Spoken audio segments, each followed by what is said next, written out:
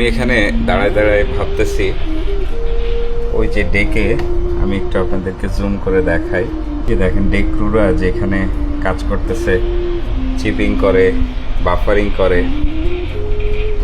এখন থেকে বহু বছর আগে থেকে আমিও ওই জায়গায় ছিলাম, আমি অনেক করছি এরকম চিপিং বাফারিং।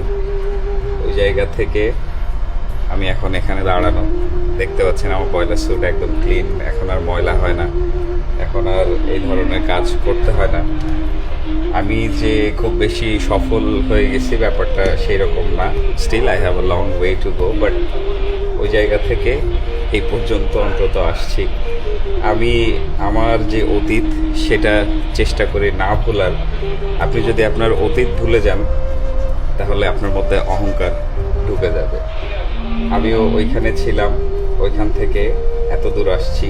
অনেকেই আছে যারা ওই পর্যন্তই আটকে গেছে, এই পর্যন্ত আসতে পারে নাই।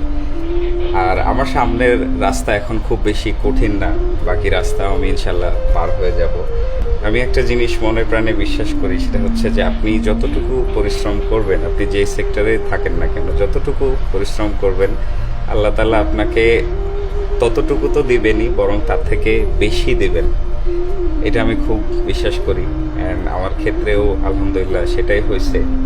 একটা চমৎকার লেখা পড়লাম, সেটা হচ্ছে quick success will make you arrogant, but a slow success will make you kind. মানে হচ্ছে যে আপনি রাতারাতি অনেক কিছু যদি পেয়ে যান তাহলে আপনি অ্যারোগেন্ট হয়ে যেতে পারেন, আপনার মধ্যে অহংকার ঢুকতে পারে। বাট আপনি যদি আস্তে আস্তে পান না, আপনি যদি আস্তে আস্তে সফলতার দিকে যান, আপনি যদি শিখতে শিখতে যান, ঠেকতে ঠেকতে যান, আপনি মানবিক হবেন, আপনি অন্যের কষ্টও বুঝতে পারবেন, আপনি ভালো মানুষ হবেন। I prefer slow success. অর্থ সম্পদ আসবে যাবে, বাট আপনি যদি ভালো মানুষ হন, দিন শেষে আপনার ইহকাল এবং পরকাল দুইটা জীবনই সুন্দর।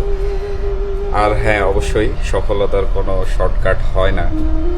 আপনি যদি শর্টকাটে সফল হন, আপনি যদি এক লাফে উঠে যান, আপনার নামতেও ঠিক ওই রকমই সময় লাগবে, হু নোজ।